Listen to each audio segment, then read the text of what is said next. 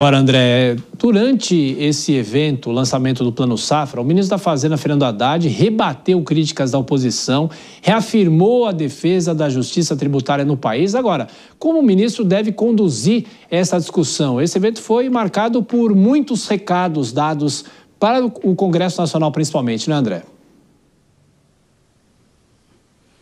Muitos recados, viu, Tiago? E um deles é o de que o governo vai combater os chamados jabutis, aqueles benefícios incluídos na legislação que favorecem grupos específicos, especialmente empresários. Segundo o ministro Fernando Haddad, quando um jabuti entra na legislação, ninguém gosta de assumir a autoria. E quando o governo tenta acabar com esse jabuti, a medida acaba sendo interpretada como aumento de impostos. A declaração dele foi feita durante o lançamento do Plano Safra da Agricultura Familiar. Nós vamos fechar todas as brechas que são criadas por jabutis, que no Brasil o jabuti é órfão de pai e mãe. Ninguém assume a paternidade de um jabuti. Ele aparece numa lei, em geral para favorecer um grande empresário. Em geral é para favorecer um grande empresário. Para tirar esse jabuti do ordenamento jurídico é um parto. E cada vez que a gente sequestra esse jabuti, tira ele da árvore e remove do ordenamento político, tem a grita do andar de cima de que aumenta imposto. Haddad também saiu em defesa do presidente Lula, rebatendo críticas sobre o aumento de impostos. Ele lembrou que, no governo anterior, a tabela do imposto de renda ficou congelada mesmo com o avanço da inflação. Agora, com o aval do Congresso, o governo vai isentar quem ganha até 2 salários mínimos, o equivalente a aproximadamente R$3.000 por mês, contra os 1.900, que era a faixa de isenção do governo Bolsonaro. Então, além de uma crítica à política de aumento de impostos, o ministro da Fazenda, Fernando Haddad, fez uma crítica também ao governo anterior. Tiago.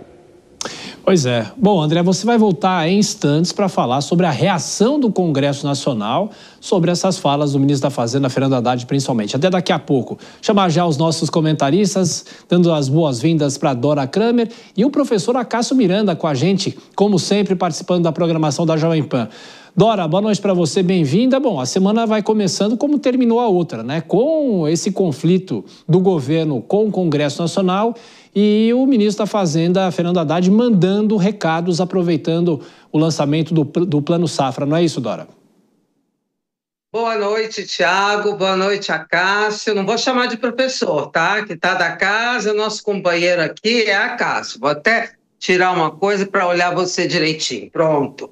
Olha só, pois é, a coisa está ficando difícil, né? E ao contrário do que se podia imaginar, nessa semana assim mais calma, que tem aquele evento lá em Lisboa, que vão várias autoridades, deputados, senadores, governadores, a coisa só aumenta, porque o ministro da Fazenda ele está claramente assumindo um discurso político, isso desde a semana passada. Desde antes das férias dele, ele está assumindo virou assim o porta-voz do nós contra eles, do rico contra pobres, né? Então, isso que parece que ele sabe assim, perdido por um, perdido por mil, porque ele já não estava tendo a mesma situação, o mesmo trânsito dentro do Congresso Nacional que ele havia tido na gestão anterior, até o ano passado, né? E agora a coisa foi piorando. E quando ele assume esse discurso, de um lado pode suscitar aquelas especulações sobre se seria ele o escolhido para substituir o presidente Lula, caso o presidente não vá à reeleição em 26, e também acirra a guerra, porque está aberta a guerra com o Congresso, agora tendo como personagem o ministro da Fazenda, que precisaria negociar muitas coisas que ainda são de interesse do governo. Ao mesmo tempo, a ministra da Articulação Política tem sido, Gleisi Hoffmann, tem sido alvo de reclamações, porque ela, segundo os deputados, segundo os parlamentares, ela dá preferência para receber deputados parlamentares do seu partido, o PT. Então, a coisa está bastante atritosa no Congresso. O ministro Fernando Haddad também pressionou o Congresso a aprovar, analisar a isenção do imposto de renda para quem ganha até R$5.000 mensais. Agora, Cássio, que o Brasil precisa de justiça tributária, ninguém duvida. Há alguns anos, 2 anos, a gente estava discutindo a reforma tributária que o Congresso aprovou, mas até agora essas mudanças têm um longo período para entrar em vigor. De qualquer forma, há um acirramento, não é? Há uma discussão que acaba acirrando. E é o que o Hugo Mota falou, daqui a pouco a gente vai ouvir esse trecho, a história do nós contra eles. Não é isso, Cássio? Bem-vindo, boa noite para você. Boa noite, Tiago, boa noite, Dora, e boa noite à nossa audiência.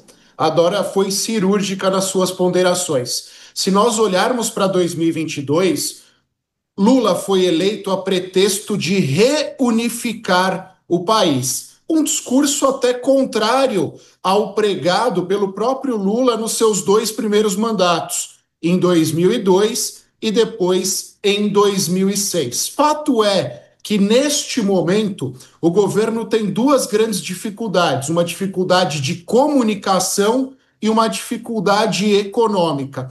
E parece que no momento em que o governo enfrenta essas dificuldades, ao invés de conciliar, ao invés de dialogar, o governo volta para suas origens, para o Lula 1 e para o Lula 2. Um governo muito mais reativo, um governo muito mais dado ao confronto, um governo do nós contra eles. Fato é que, neste momento, o Congresso é diferente e não tem cedido a este tipo de pressão.